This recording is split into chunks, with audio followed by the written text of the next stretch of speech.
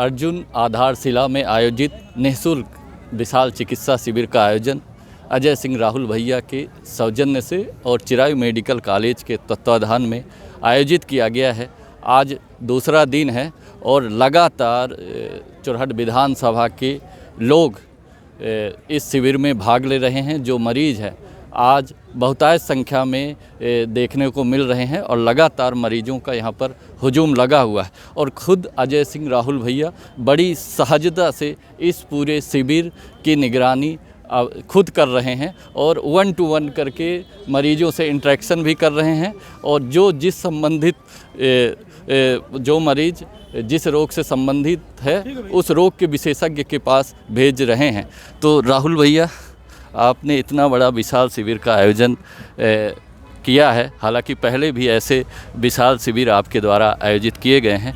किस तरह के मरीज यहाँ पे सर्वाधिक आ रहे हैं और उनके चिकित्सा के लिए आगामी क्या व्यवस्था आपके द्वारा की गई? प्रारंभिक जांच और उपचार जो हो सकता है वो यहाँ हो रहा है। आज पहला खेप चिरायु मेडिकल कॉलेज के लिए रवाना हो चुका है। करीब 400 लोग आज जा रहे हैं भोपाल। उसमें से मुख्य रूप से हड्डी से संबंधित, स्त्री रोग और हार्ट के और स्मॉल छोटे ऑपरेशन, बवासीर संबंधित इस तरह के प्रकरण देखने को मिले हैं और उसी तरह के लोगों को भोपाल ले जाया जा रहा है। यहाँ से बसें रवाना हो गई, दो तीन अभी और जाएंगे।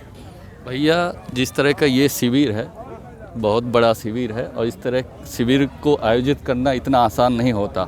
150 चिकित्सकों का दल यहाँ पर मौजूद है, पूरे संसाधन मौजूद हैं, जो इक्विपमेंट लगने हैं, चाहे वो एक्सरे हो चाहे इको हो, सब कुछ यहाँ पे है। तो इसको करने में किस तरह की कठिनाइयों का सामना करना पड़ता है, क्योंकि सीधी उतना विकसित ज़िला नहीं है और यहाँ पे ये सारी व्यवस्थाएं मुहैया कराना अपने आप में एक बहुत बड़ा चैलेंज है। यदि व्यक्ति में इच्छा शक्ति हो और काम कराने में रुचि हो तो संसाधन जुटाने में कोई ज़्यादा बड़ी दिक्कत नहीं होती है।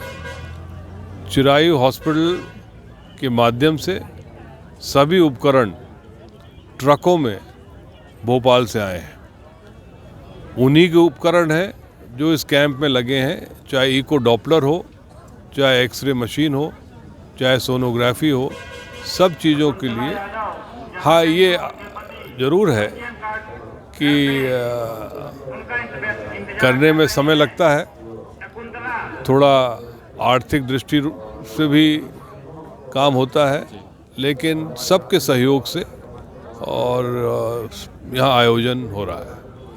आज दूसरा दिन है। कल लोगों की संख्या कम देखने को मिली थी क्योंकि पहला दिन था और लोगों को शायद उतनी जानकारी नहीं हो पाई थी, लेकिन आज मरीजों का तांता लगा हुआ है और ख़ुद डॉक्टर गोयनका, जो प्रदेश के प्रतिष्ठित डॉक्टर हैं, वो खुद मरीजों से बड़ी सहजता से मिल रहे हैं, बड़ी सरलता से उनसे 1 to 1 करके इंटरेक्शन कर रहे हैं, जबकि अमूमन ऐसा नहीं होता। कहीं ना कहीं आपका मार्गदर्शन और आप के क्षेत्र में वो आए हुए हैं, तो इस तरह से उनका व्यवहार देखने को मिल रहा है। ये बहुत बड़ी बात नहीं। जो डॉक्टर गोयनका को नहीं जानता होगा वो शायद उनके सहजता को आज आश्चर्यचकित होगा। मैं उनको 30-35 साल से जानता हूँ। इतने बड़े डॉक्टर होने के बाद भी बहुत ही सहज व्यक्ति हैं और शायद कम लोगों को जानकारी है कि आज पूरे हिंदुस्तान में यदि किसी एक अस्पताल में सबसे ज़्यादा कोरोना से मरीजों का उपचार हुआ है तो वो चिरायु में हुआ है। करीब 40,000 मरीज पिछले मार्च से लेके अभी तक कोरोना से वहाँ से निकल चुके हैं। और सबसे महत्वपूर्ण उसमें ये है कि यदि एम्स में 18% मृत्यु दर रहा और कहीं अस्पतालों में 16-14, तो चिरायु में 2.6% रहा। तो एक बहुत अच्छी टीम को उन्होंने बना रखी है। और मैं जब वो एक छोटे 2 कमरे 3 कमरे का हॉस्पिटल था तब से मैं उनको देख रहा हूँ। वो हर चीज़ पर खुद निगरानी रखते हैं और हर स्तर पर उनका हस्तक्षेप रहता है, तभी शायद इतनी व्यवस्थित रूप से। और उसी तरह ये कैंप भी ये मेरे क्षेत्र होने की वजह से सहज नहीं है। मझौली में भी हुआ, वहाँ पर भी देखने को मिला। और भी जो कैंप वो करते हैं, ये ज़रूरी नहीं है कि सिर्फ यहीं पर किया हो, 3-4 कैंप और किए हैं मध्य प्रदेश में ही, वहाँ पर भी व्यवहार यही है। भैया, जिस तरह से आम जनमानस में चर्चा है कि अर्जुन आधारशिला में आने वाले समय में एक मिनी हॉस्पिटल खुलने जा रहा है और चिरायू मेडिकल कॉलेज के तत्वाधान में, हालांकि आप हर वर्ष इस तरह के शिविर आयोजित करते हैं और करोड़ों रुपए खर्च होते हैं उसमें, तो एक यहाँ पे अस्थाई मिनी हॉस्पिटल हो जाए तो बराबर जो यहाँ के मरीज़ हैं उनको प्राथमिक उनका उपचार हो और गंभीर हो तो उनको रेफ़र किया जाए, ऐसा कुछ है दिमाग में कुछ चल रहा है? जी, अगले साल के शुरू में उसका व्यवस्थित रूप से यहाँ पर सर्रा में एक रेफरल हॉस्पिटल रहेगा। प्राइमरी जांच होने के बाद यदि मरीज को लगता है कि भोपाल भेजा जाए तो यहाँ से व्यवस्था रहेगी कि उनको रीवा होते हुए भोपाल भेजें, वहाँ ऑपरेशन या जो भी है वो हो, भटकना ना पड़े।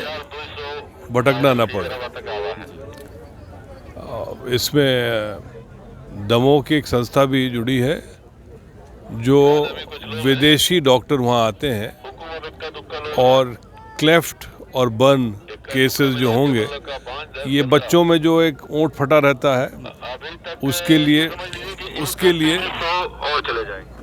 लिए उनके यहाँ विशेषज्ञ अमेरिका से आते हैं, तो वो भी व्यवस्था रहेगी। और जले हुए प्रकरणों का भी वहाँ पर उपचार सही तरीके से होता है और बाकी सब चिरायू में रहेगा ही रहेगा।